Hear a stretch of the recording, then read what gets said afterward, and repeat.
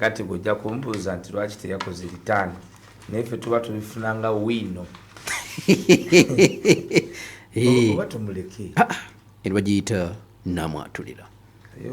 nakati oli omubbi gwe banoonya balese enkola empya bakanda bannansi babataddeko pisto tebalina nawe basiza naye nga sente abantu batuula 2-3 ne bapulaninga okuzibba era omuntu atakyawanga mpuuga yeetaaga okukyawa mpuuga Kayongo. Omuntu atakyawanga mpuuga yeetaaga okukyawa mpuuga.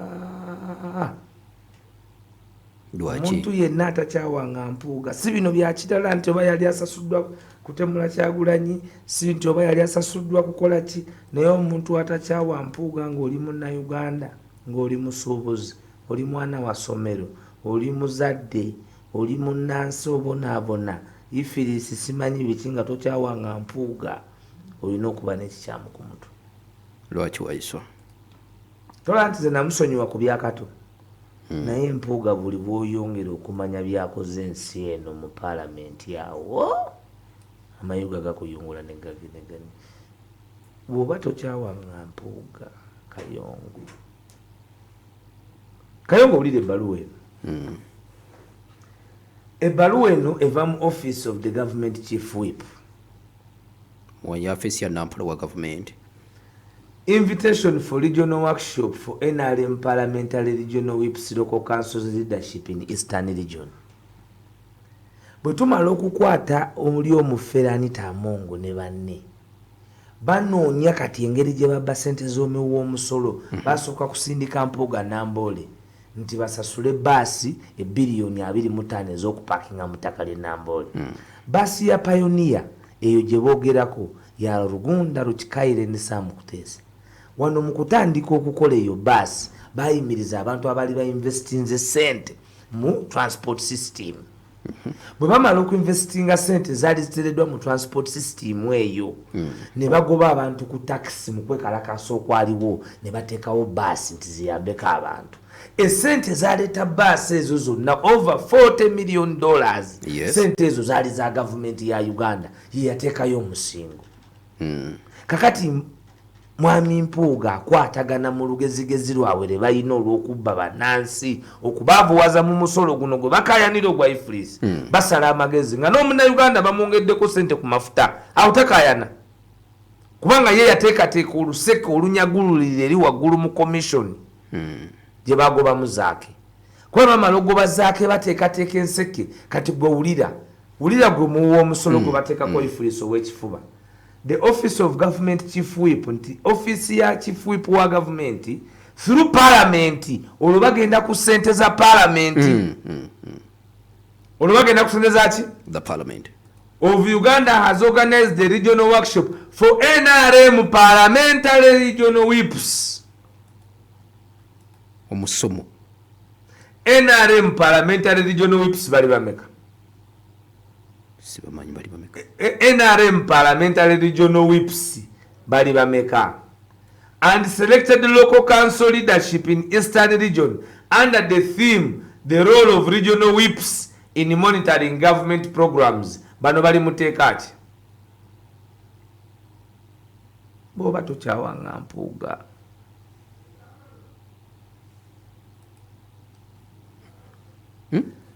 The purpose of this letter is to kindly invite you as a key participant for the regional workshop. Ebbaluwa newandiikibwa Obuwa Dennis Hamson ya NRM egenda kujja ssente mu parliament ya Uganda bali mu kumobilizingira NRM ku ssente za parliament ya Uganda. Ezizo gwe muwa omusolo gwe gwe bakutejeeke gwe maama gwe babbyeko entula zo nti bazituta KCCA bali mu kunoonya ssente za Bampuuga kugabana wino uno tebiri mu mateeka. Era speaker yerabidde nti bw'amala okufuka speaker nabagamba this is a mafia Kayongo. Mimi naambia watu hii iko mafia. Najua. Aliambia watu iko mafia hii, mtu iko kupeleka yeye kwa basi tia tupa Luzira.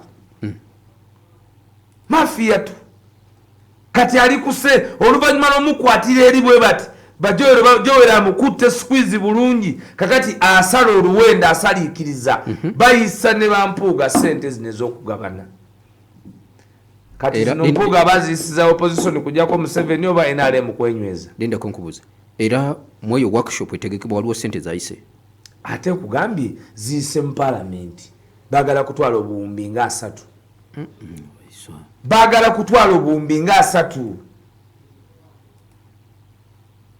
ate byonna bisooka wano nze mbikugambye nze nkugambye kugambye kiwandiiko nkirabye nga ndaba si kya bulijjo nze nkugambye abagenyi abakulu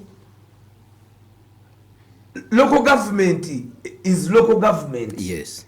Era local government is monitored and funded through local government. Never chief whip by local government, but it looked after under the Local Governments Act, not the Parliamentary Act. Yes.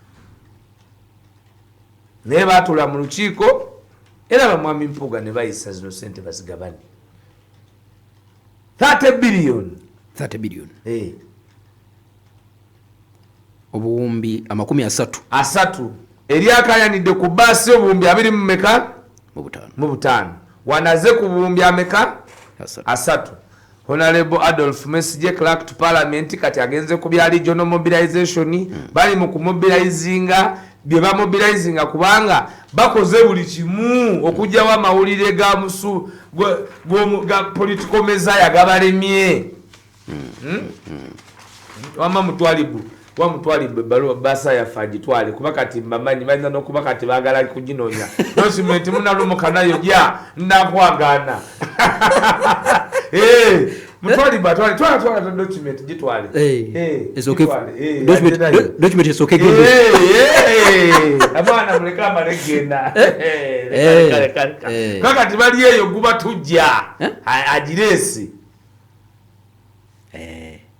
naliwo ninga nti batuula ninga nti ababaka batuula ab'opposition sali wano ninga nti batuula era ne bagenda oli n'asaba nti bamuwe 5 yatunda ensi olaba bye yatunda kuba buli bw'okola endagaano ne sitaani aba akuyingizza ebya sitaani kati eggwanga lifiirwa sente zino zonna kubanga omuntu gwe twali tukuumye gwe twali tusindise ow'ekitiibwa gwe twali tusindise ku lw'Abannayuganda yasuula legeza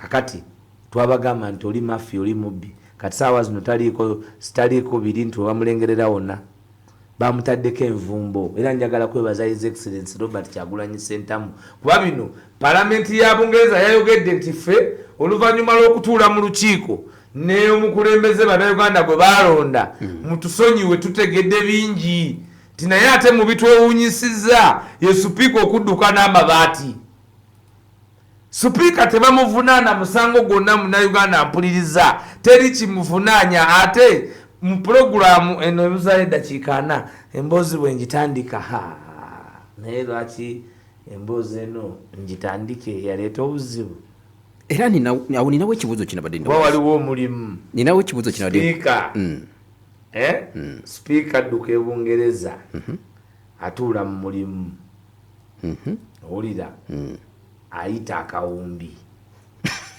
bamugamba 4 ndi kusinza pound nego omukazi oyo mafia